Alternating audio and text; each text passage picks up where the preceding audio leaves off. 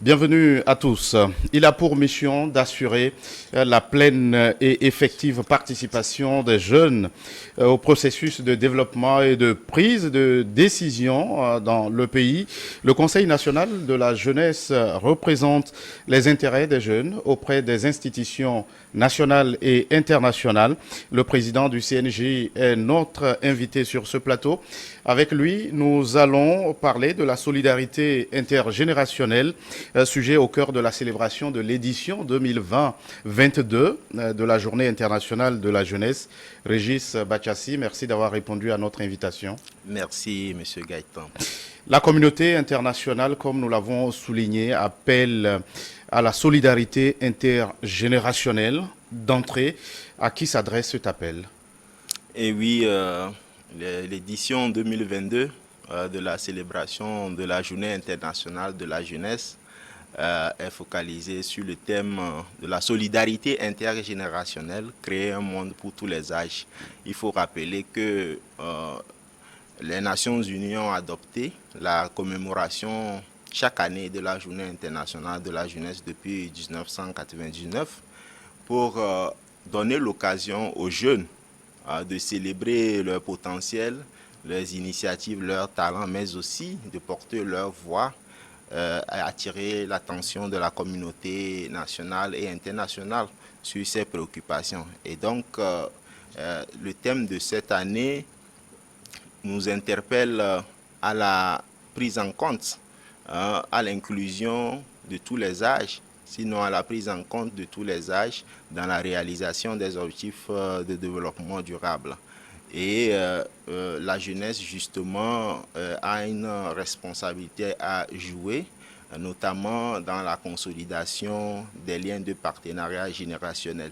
Mais la question de la solidarité intergénérationnelle n'interroge pas seulement les rapports entre les jeunes et les autres générations que sont les enfants et les personnes âgées, mais également met en évidence les enjeux liés au cycle de vie et résultant de la transformation de l'humain dans sa société, notamment les enjeux d'éducation, de saine croissance, d'harmonie sociale et de cohabitation intergénérationnelle.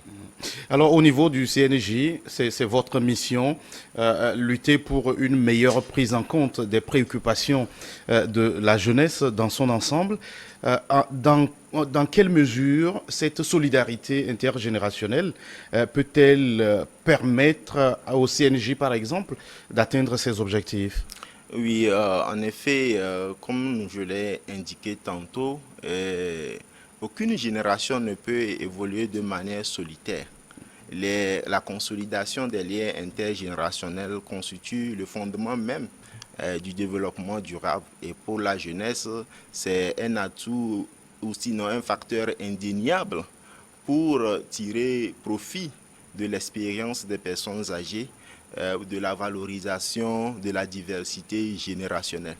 Et donc, la jeunesse a tout l'intérêt à renforcer, à consolider ses rapports avec les personnes âgées pour tirer un meilleur profit, notamment dans des cadres éducatifs, dans les systèmes éducatifs, où nous retrouvons les rapports entre les générations, ou bien les systèmes familiaux, même s'il faut le souligner, les systèmes familiaux, les systèmes professionnels.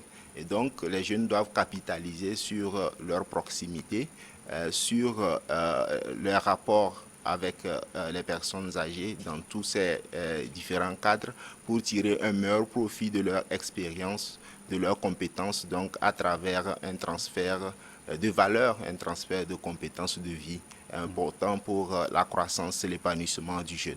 Qu'est-ce que cette occasion de la célébration de la Journée internationale de la jeunesse vous a-t-elle permis de mener comme activité au niveau de votre organisation?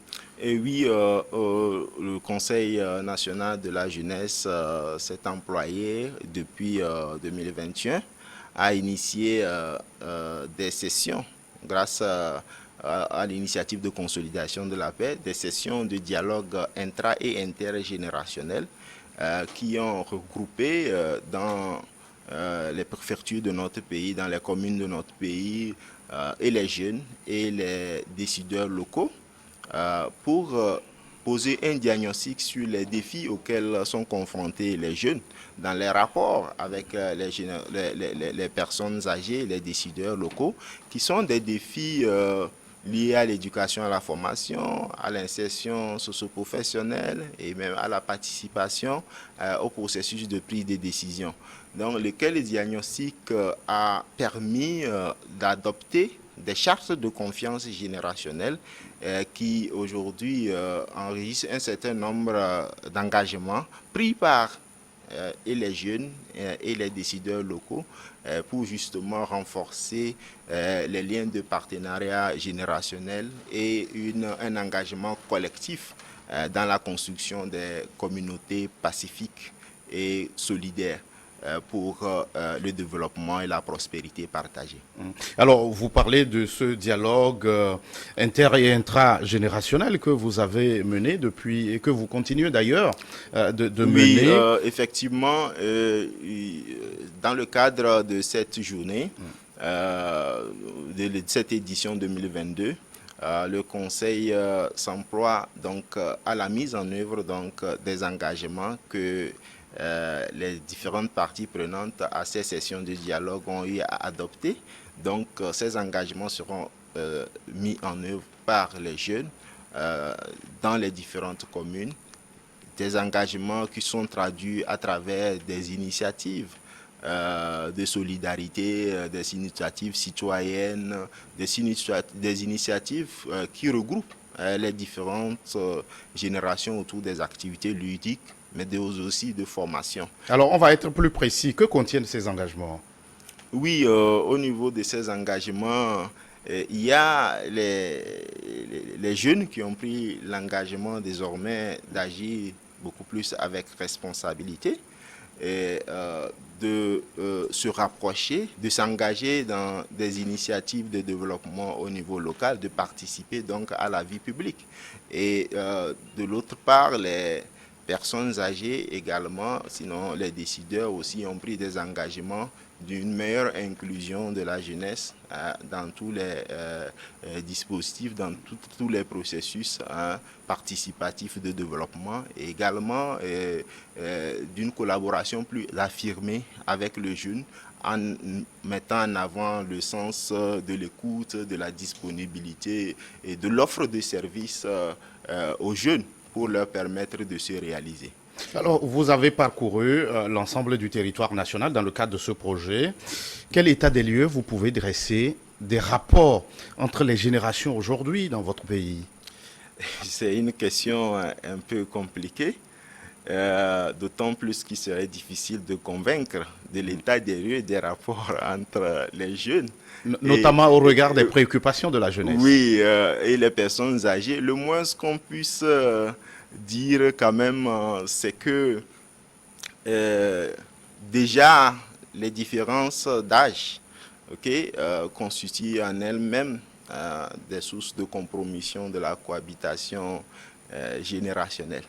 Et c'est l'agisme donc constitue même un facteur d'écart entre les générations. Mais en outre, nous avons les dynamiques liées à la mondialisation, à la révolution du numérique, la technologie, mais aussi la démographie galopante avec tout ce que cela représente comme défis socio-économiques qui parfois malheureusement provoquaient l'effondrement de mœurs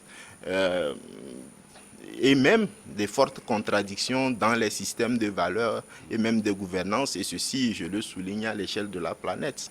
Et donc, pour nous les jeunes, nous avons constaté à l'occasion des proximités que nous avons eues avec les personnes âgées au cours justement de ces sessions de dialogue, que les jeunes ont besoin de se rattraper sur un certain nombre de points de perception des personnes âgées vis-à-vis des jeunes, notamment le fait qu'ils sont insuffisamment patients, le fait qu'ils ont besoin de renforcer, de cultiver plus de sagesse, le fait qu'ils doivent davantage s'affirmer, de sortir de l'attentisme. Et voilà, ce sont des perceptions sur lesquelles les jeunes doivent se rattraper, mais aussi nous a permis de reconsidérer le sentiment que les jeunes ont des personnes âgées qui parfois... C'est quoi ce sentiment? Oui, le sentiment de ne pas parfois suffisamment d'espace pour s'exprimer, de ne pas être suffisamment inclus dans les processus. Et je pense que c'est réel, les jeunes, ils n'ont pas tort, sinon ils ont tort quand même de le penser. Et je pense que ces différentes perceptions ont été corrigées. C'était l'objectif justement de ces cadres de dialogue, à savoir renforcer, créer le rapprochement générationnel et renforcer la synergie et la collaboration et en découdre avec le climat de méfiance entre les jeunes et les personnes âgées pour une synergie constructive. Alors oui, justement, malgré ces difficultés, ces défis, on peut le dire comme ça, comment est-ce que les jeunes peuvent-ils eux-mêmes réussir à imposer leur leadership? Je crois qu'il n'y a qu'une seule manière d'imposer son leadership. Il s'agit des comportements sains, citoyens, à adopter par les jeunes, à cultiver par les jeunes, qui doivent s'assumer avec responsabilité, mais aussi à travers des initiatives d'engagement. Et ce qui peut, selon moi, forcer l'admiration et l'intérêt pour les autres acteurs de la communauté à pouvoir mieux considérer les jeunes, à pouvoir retenir une image, une perception de l'image positive de la jeunesse qui s'investit dans la productivité, qui s'investit dans la construction nationale. Mieux considérer les jeunes, c'est votre combat, c'est votre cheval de bataille, et vous vous battez pour que les jeunes soient pris en compte dans les processus de développement et de prise de décision au niveau national. Est-ce que vous avez pu noter des avancées dans ce sens au Togo? Oui, déjà d'un point de vue institutionnel, puisque nous parlons aujourd'hui de l'inclusion de toutes les générations, nous pouvons dire que cette inclusion s'est matérialisée par la prise en compte de tous les âges dans la définition des politiques publiques qui résultent de l'intégration des objectifs de développement durable. Et aujourd'hui, de cette politique publique découle une batterie de projets, de programmes, notamment à travers le plan national de développement, la feuille de route gouvernementale, qui accorde une place importante aux composantes liées à l'harmonie sociale, à la consolidation de la paix et à l'inclusion sociale. Et au rang de ces programmes en direction des jeunes, nous avons des programmes d'accompagnement à l'employabilité, en insertion socio-professionnelle, si je veux bien les citer. Oui, allez-y. Il y a le FAIEJ, le PAIEJ SP, il y a les incubateurs qui sont mis en place. Il y a aussi des espaces d'épanouissement des jeunes, qui sont les maisons des jeunes qui sont conçues au niveau des régions. Notre pays, il y a des centres de formation professionnelle, les IFAD, qui sont aujourd'hui construits pour favoriser l'acquisition des compétences. Il y a la NPE qui est là, il y a des programmes d'emploi des jeunes vulnérables qui sont également à souligner. Mais je pense aussi l'inclusion des enfants, les programmes School Assure, les programmes d'excellence des jeunes, les programmes alimentaires. au profit des enfants, des élèves. Autant de mesures Oui, au niveau national que au vous niveau- êtes en train de saluer Tout à fait. sur ce plateau. Régis Absolument. Bachassi, le Togo vient d'adhérer au Commonwealth. Comment est-ce qu'au niveau du CNJ, vous, la jeunesse, vous l'avez accueilli? Est-ce peut-être une porte d'autres opportunités? Et oui, bien évidemment, la nouvelle de l'adhésion du Togo au Commonwealth a été applaudie par la jeunesse, d'autant plus qu'elle était, même en amont, elle a été associée aux différentes phases de consultation. Et donc, la jeunesse se réjouit de l'aboutissement heureux de ce processus et salue le leadership, la vision du chef de l'État, du gouvernement qui ont réussi à concrétiser cette prouesse de notre pays. C'était un challenge très important et nous pensons que la jeunesse aura attiré un meilleur profit de cette ouverture de notre pays à ce nouvel espace communautaire que constitue le Commonwealth. Et la jeunesse doit adhérer à ce processus. C'est vrai, c'est une adhésion, mais je pense que c'est aussi une culture qui doit désormais s'imprimer même dans les esprits des citoyens pour justement tirer un meilleur profit des atouts, des opportunités du Commonwealth, qui d'ailleurs appelle à s'ajuster, à relever donc des défis. Et donc pour cela, la jeunesse, les populations, les jeunes, en plus de s'adhérer, doivent se préparer justement à relever les défis donc, liés de la transformation qui devrait s'opérer. Régis Bachassi, nous sommes arrivés au terme de cet entretien. Est-ce qu'en quelques secondes, vous avez un message à l'endroit de cette jeunesse qui vous suit en ce moment, très rapidement? Oui, appeler toujours la jeunesse à œuvrer avec responsabilité, avec un sens élevé du devoir et de la citoyenneté.